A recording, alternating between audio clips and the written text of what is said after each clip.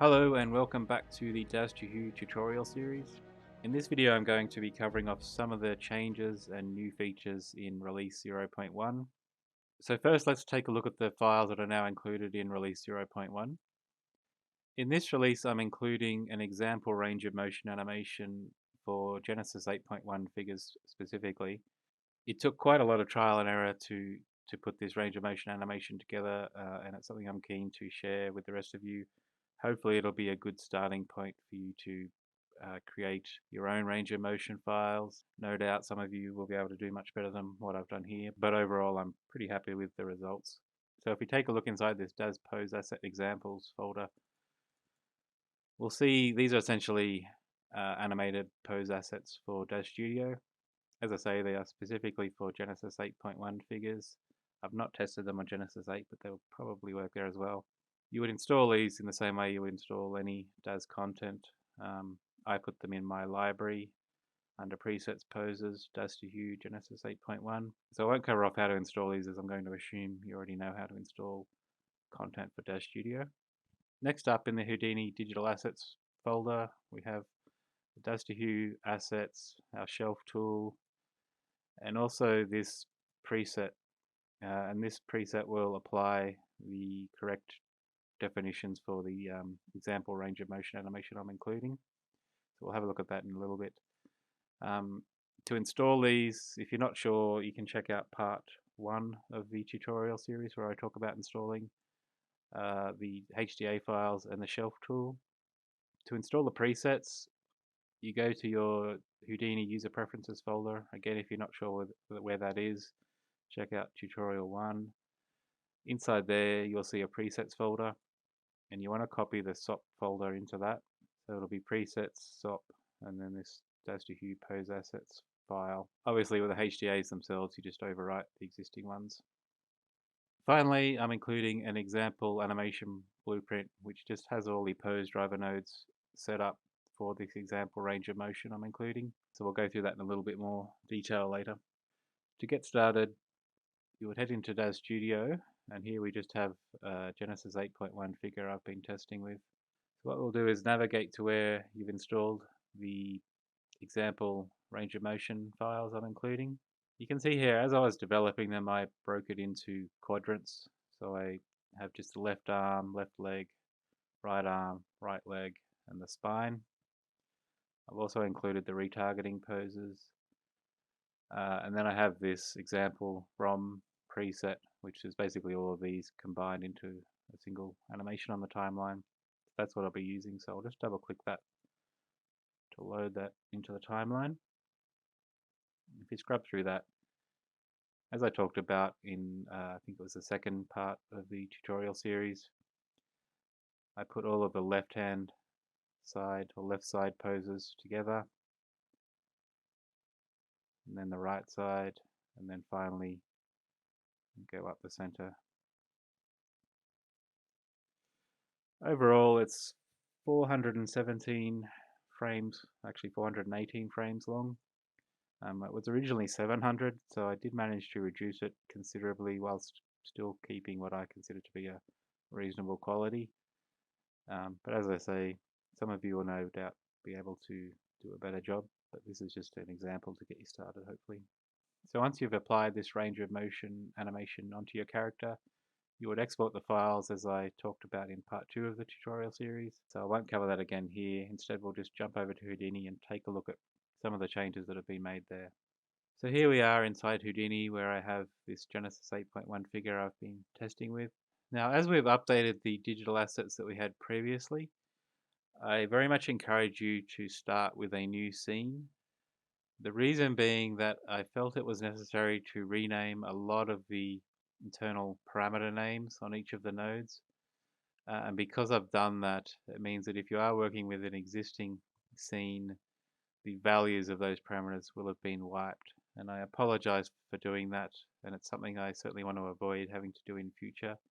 I really don't want to have to make any breaking changes in future, but I felt like it was a necessary change to make because the number of parameters is growing, and I really wanted to adopt a better naming convention to help me going forward. Having said that, if you are determined to work with an existing scene and you have updated the HDA files that are included in release 0.1, what you will need to do is select all of the nodes, right click on one of them and select this match current definition option. That will make sure that all of the nodes match the latest release. Now we'll take a look at some of the changes that have been made in release 0.1. And if all this is new to you, I encourage you to go and look at the first 4 parts of the tutorial series. Otherwise, it might be difficult to follow. I'm not going to go into great detail on each of the nodes. I'm just going to cover off what's changed since the initial release. So starting with the import node, the only change here really is that I've moved the clean geometry checkbox from the skin node into the import node. It just made more sense to move this to the import node and have any geometry cleansing that needed to be done right at the start of the workflow. So we now have this geometry pre-processing section with both the clean option for Alembic and FBX and the delete from options that we already had. The only other thing I've added to the import node is this update timeline from Alembic cache. The way it used to work was when you imported your initial Alembic cache, the node would update Houdini's timeline to match the frame range inside that cache. However, as I was working through creating that example range of motion animation, the timeline would get longer and longer as I added more poses to it. And I didn't want to have to keep sort of deleting this and re-importing it. So I added this button which will basically reread the Alembic cache and re-update the timeline to match the correct start and end frames. Moving on to the skeleton node. Again, there hasn't been a whole lot of changes here. You will see some options now to include physics bones. However, these are a work in progress. They don't actually do anything yet. It's something I'm still working on for probably the next release, but it will create bones used for physics motion inside Unreal Engine, also called jiggle bones sometimes. The skin node hasn't really changed either, other than it no longer has the clean geometry options. As I say, they've been moved to the import node. Likewise, there hasn't really been any changes to the occlusion node, the mesh node, or the materials node. They all still function as they did before. However, there has been quite a lot of changes on the pose assets node. And this is because as I was working through creating that example range of motion file, there's no doubt it was a very tedious process. There was a lot of back and forths between Daz, Houdini, and Unreal Engine as I was testing things. And as I was going, I realized that I could create some scripts that would just help speed up the process. What I was doing was working, as I say, in quadrants. So I would just work on the left leg, for example, get that into Unreal Engine, make sure I was happy with the deformations and the joint correction morphs that were happening just for the left leg, and then I'd move on to the arms, etc. And so I ended up working in, I guess, small chunks, and what I would do is, I would copy and paste my work so far. So this might just, for example, have the left leg corrective morphs on it, and then I would move on to the left arm. And what I needed was a way to, I guess, reassemble all of the ones I was happy with back onto the one pose asset node. But as I said, to help get you started, I am including a preset for this node that will load all of the correct definitions for that sample range of motion animation I'm including. So assuming you've installed that preset correctly, you should be able to select the pose asset node, click this little cog up here and load the G8.1 example. That will bring in all the parameters that correspond to that example range of motion file. You can see it goes right down to frame 417. So now that we've loaded our example range of motion definitions onto the pose asset node, you can see a few changes here. For a start, we have all these buttons along the top of each group. And as I said, they are primarily scripts I created to make working with this node a little easier. They're pretty self-explanatory. Mirror down we already had, so I won't cover off that. Reframe down basically lets you specify a start frame. So in this case, it'll be 3, and it will just update all of the frame numbers in all of the JCMs right down the tree. So as you're building this out now, you don't really need to worry about populating the frame numbers one by one. You can just work through leaving them all at 0, and then at the end just come and specify your start frame, which, as I say, in this case is 3, and it will update all of the frame numbers for you. The reason it's starting at 3, if you don't recall, is because we have these 3 initial retargeting poses at the start of the animation. Some of the other buttons, we've got duplicate down, which will do what it says. Basically, it will duplicate all of the groups from this one down. We have delete down, which also does what it says. It will delete all of the groups from this group down. We have copy down, which will copy into the clipboard all of the groups from this group down. Or alternatively, we can just copy a single group and then we can paste after the current group. I've also added buttons to insert a new JCM after this current one. Houdini's built-in options have an insert before button, but the only way to insert one after was to scroll up to the top of the group and click the plus sign. And as some of these groups were getting very long, I found it very tedious to have to scroll all the way up to the top again to add a new JCM into this group, for example. So now I can just keep working my way down without having to scroll all the way back up. And the same goes for the JCM group itself. So rather than having to scroll right back up to the top of the node and add a new JCM group, we can now just insert them on the spot, and it will create a new blank JCM group after the one we've clicked the button on. So having this simple scripted functionality now, it really sped up my workflow when I was putting that example range of motion together. Hopefully it will help you as you do the same with your own range of motion files. The only other option that's been added to the JCM groups is this pose driver bones field. So this is a feature I was particularly happy with because it really speeds up things when it comes to setting up post-animation blueprints inside Unreal Engine. The export node will now export the code we need to create pose driver nodes inside Unreal Engine. And it saves having to type in manually a whole lot of joint rotations over and over again inside Unreal Engine, so it's a real time saver. In order for it to work though, you need to specify the bones that are related to this particular group of joint corrective morphs, because that's how the pose driver node in Unreal Engine works. And you can specify more than one bone per group, particularly on Genesis 9, which has 2 twist bones for the arm and the leg, for example.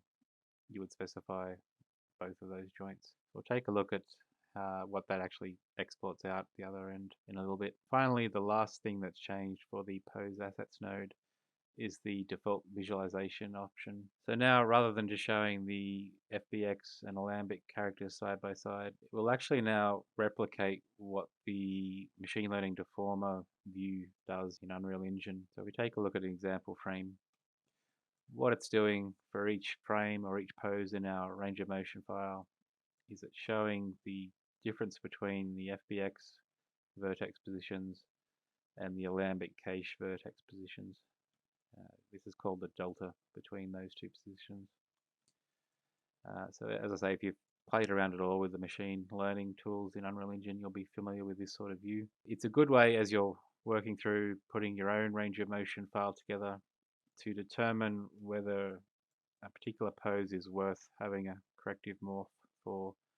And again, that's how I managed to get the original example range of motion file from 700 frames down to around 418 frames, because I was using this visualization option and realizing that really some of the corrective morphs I was applying were making very little difference, and therefore probably not necessary. So I found this view really useful in that respect as I was working through. It did highlight some interesting things I discovered with, in particular, this Genesis 8.1 character. We have a look at, for example, frame 50, and actually discovered this inside Unreal Engine before I had this visualization option created. That is that when the legs of a Genesis 8.1 character are put in certain poses, other parts of the character's body actually deform slightly when they really shouldn't, from what I can tell. So for example, raising the leg like this shouldn't have any impact on the underarms here, or the eyebrows, or little bits around the tear line here. Now I don't know if this is specific to my Daz Studio content. I have a lot of content for Genesis 8.1 figures that I've purchased off the Daz store. It could well be that one of the particular morphs I have loaded is causing this. I don't know if it does it on just the blank bare bones Genesis 8.1 figures, so I'll be curious to know if any of you see this as well. However, it's pretty much invisible inside Unreal Engine. It's certainly not enough to bother me. You can't really notice anything when you're looking at a character inside Unreal Engine. As I say, these changes, although they are there in vertex positions, are very, very small and pretty much invisible. But I just found it curious that that was happening. It doesn't happen, strangely, with the arms. It only happens with the legs. So yeah, that's just something I found interesting as I was working through this. It's nothing to do with the DazToHue tools themselves. These slight vertex position changing as the legs are being rotated do actually happen inside Daz Studio, and they are just being carried through the workflow. And as I say, they are visually invisible pretty much inside Unreal Engine, so it's not something I'm worried about. But also, it doesn't happen on Genesis 9. I've only seen it on Genesis 8.1 so far. Yeah, curious. So that's it for the changes of the pose assets node. So finally, on the export node, there's really only two changes here. The first is that what it will now do is export into a subfolder inside the export directory you've specified. So previously, it would just export all of the files into this export directory. But now what it will do is create a subfolder inside here, and that folder will be the name of your character that you specified on the import node. In my case, it will be Victoria 8. And it will put all the files into there. I just found as I was testing with more and more characters, it made sense to organize them based on the character's name into subfolders, so that's what it'll do. And finally, the last change on the export node is it now includes this option to export pose driver code. Now, this is still an experimental feature. It hasn't been thoroughly tested yet, but it is what I used to create the example animation blueprint that I'm shipping with release 0.1. So I'm reasonably confident it's working as intended. What it does is it will export for each of our joint corrective morph groups. It will export a text file. That text file will contain the code that we can then just copy and paste inside our animation blueprint to generate a pose driver node for that group.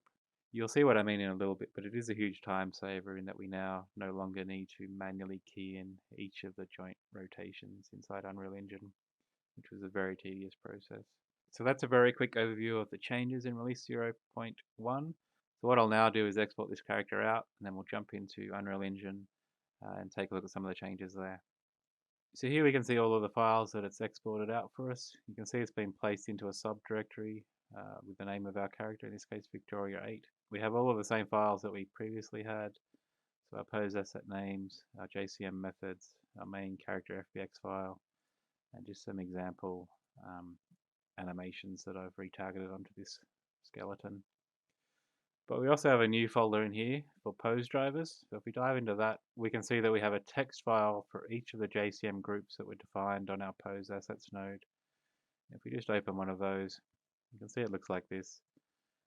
As I say, we can just copy and paste that into our animation blueprint, and that will save us having to key in all of these rotation values for each of our JCMs.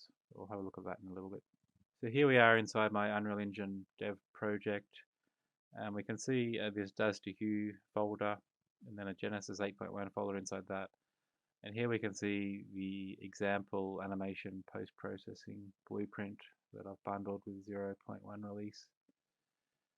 So what I'm going to do is I'm just going to create a copy of that, and I'll put it inside my Victoria 8 working folder here, just so I've got it all together. And now I'll import our character's FBX file. So I've now imported all of the files that I exported out of Houdini. We'll just take a look at how we can apply this post-animation blueprint that's bundled with release 0.1 onto this figure. So the first thing we'll want to do is create our pose asset out of our range of motion animation. And again, I covered this in part 4 of the tutorial series, so I'll just do it quickly again here. I'm just going to call this one PA Victoria 8. And going to our export directory, I'm going to copy all of our JCM names, paste them here, save that. Now, if we double click on the included animation blueprint, it will tell you that it needs a skeleton. So I will assign it the Victoria 8 skeleton I just created.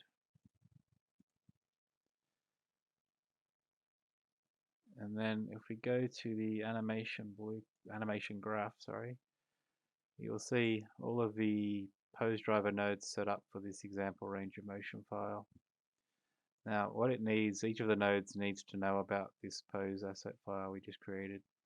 The quickest way to do that, I found, is to select everything, then hold down Control and deselect the comment boxes. And now, over here on the right down the bottom, we can select our pose asset for all of the nodes in one go. And if we hit the compile button, we shouldn't see any errors. The last thing we need to do now is assign this animation blueprint to our character. So if I just search for post here on the left, I can select our animation blueprint and then save that. And just to test that it's working, I will load up one of the animations I've been testing with as I go. So if we take this arm test, for example, and on the right here, if we just filter by arm, we can see now that all the corrective morphs are being applied as the animation plays through.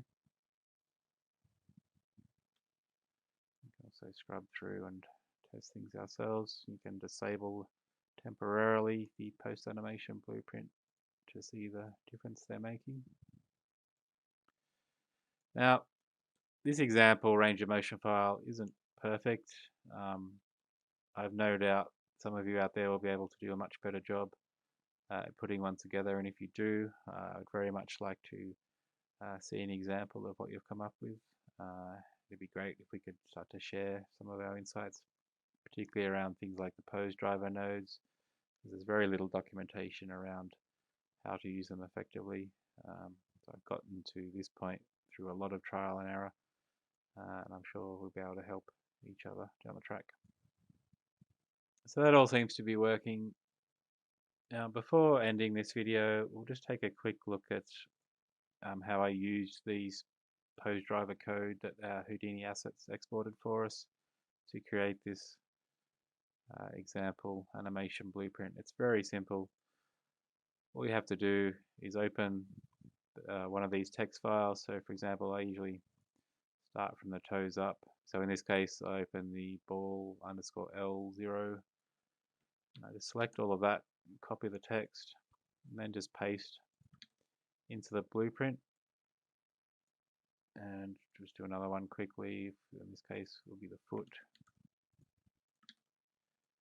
Paste it there. And you can see it comes in with all of the corrective morphs applied and all of the rotations already applied.